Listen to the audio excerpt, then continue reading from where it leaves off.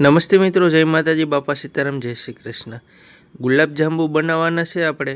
આ ગુલાબજાંબુ બનાવવામાં કોઈ પનીર માવાની કોઈ જરૂર નથી, ખાલી મિલ્ક પાવડરથી આપણે બનાવી દેવું અને 100 રૂપિયાના ખર્ચમાં તમારે 1 કિલોથી વધારે 1 કિલો ને 200 ગ્રામ ગુલાબજાંબુ બની જાય। તો આવી રીતે કોઈ મહેમાન આવતા હોય, કોઈ પ્રસંગમાં તે તમે ટ્રાય કરી શકો આ ગુલાબજાંબુની। અમૂલ કંપનીનો 200 ગ્રામ મિલ્ક પાવડર લીધો છે મેં અહીંયા। એની અંદર આપણે 200 ગ્રામ દૂધ નાખીએ। મિલ્ક પાવડર અમૂલ કંપનીનો 85 રૂપિયાનો મળી જાય। 20 ગ્રામ ઘી નાખશું।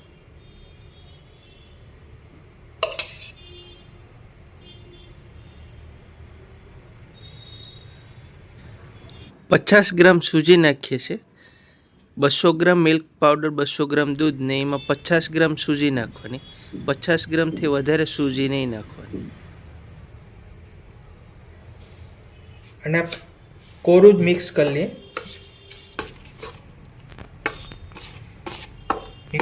પછી ગરમ કરી દેવું।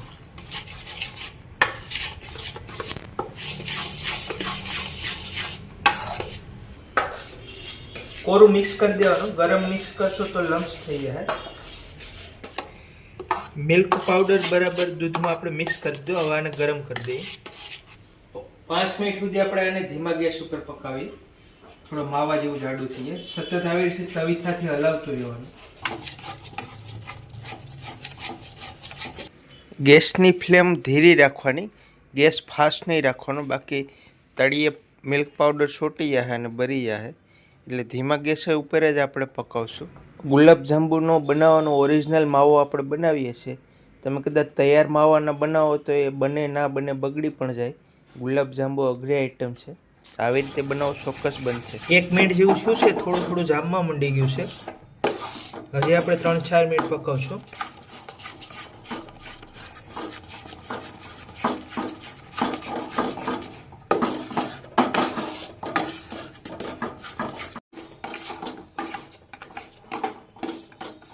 ચાર મિનિટમાં આવી રીતે મિલ્ક પાવડરનો કમ્પ્લીટ માવો બની ગયો છે। હવે આપણે ગેસ બંધ કરી દીધો છે। એટલી કન્ડિશનમાં કરી નાખવાનું। હવે આનું મિલ્ક પાવડરનો માવો બની ગયો છે। હવે આને આપણે ગરમ છે ઠરવા દેવું। આપણે ફૂલ ઠરી જાય પછી આનો આપણે મેંદાનો લોટ નાખીએ અને ગુલાબજાંબુ માટે આટો બનાવીએ। આ મેંદો છે, 5 ચમચ મેંદો નાખશું।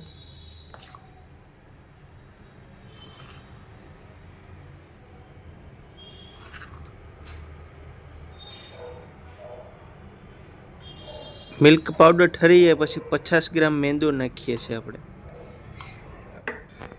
બેકિંગ પાવડર છે, બેકિંગ પાવડર ફરજિયાત નાખવાના।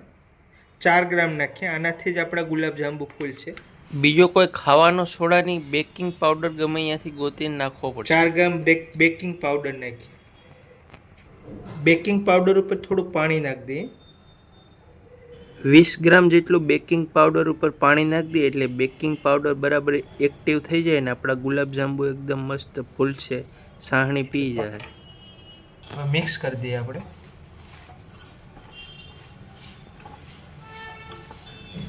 આવી રીતે મેંદાનો લોટને અને આપણા ગુલાબજાંબુના માવાને બરાબર મિક્સ કરી અને 3-4 મિનિટ મસળી દેવાનો, એટલે એકદમ સ્મૂથ થઈ જાય। પછી આપણે આની ગુલાબજાંબુની બોલ નાના નાના બનાવી લેવું। તો આટો બંધાઈ ગયો છે ગુલાબજાંબુનો।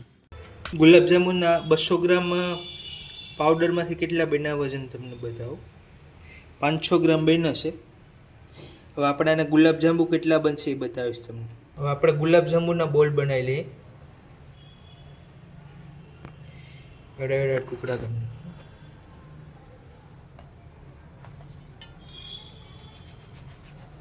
બધા આટાના એક હરખા નાના નાના પહેલાં ટુકડા કરી નાખશું અને પછી બધાના બોલ બનાવી નાખશું। બોલ ફટાફટ બનાવી દેવાના, બાકી આ હુકાતું જશે આ ગરમીની ઋતુમાં તો પછી ફાટવા મળશે અને ગુલાબજાંબુ સેજે ફાટેલા ના હોવા જોઈએ। અને બોલ બનાવી નાખ્યા આવી રીતે।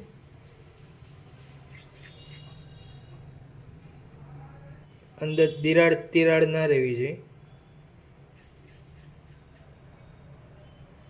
આવી રીતે કમ્પ્લીટ બોલ બનાવી નાખશું બધા। ગુલાબ જાંબુ બનાવતી વખતે આ બોલ બનાવી એનું ખાસ ધ્યાન રાખવાનું. આમાં ક્યાંય તિરાડ ન હોવી જોઈએ.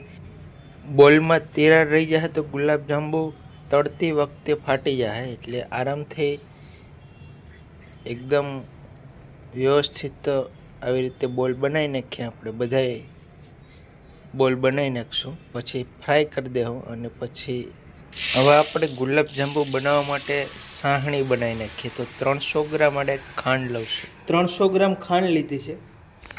300 ગ્રામ ખાંડમાં આપણે 500 ગ્રામ પાણી નાખશું. અને 500 ગ્રામ પાણી નાખ્યું છે. 5 હાથી એલચી નાખી દઈએ. આ સાહણીમાં નાખશું આપણે એલચીના ફ્લેવર માટે. અને ભૂકો કરી નાખીએ. ધીમા ગેસ ઉપર આપણે સાહણીને પકાવીએ. ગેસ ફાસ્ટ નહીં રાખવાનો સાહણી પકાવતા હોય ત્યારે.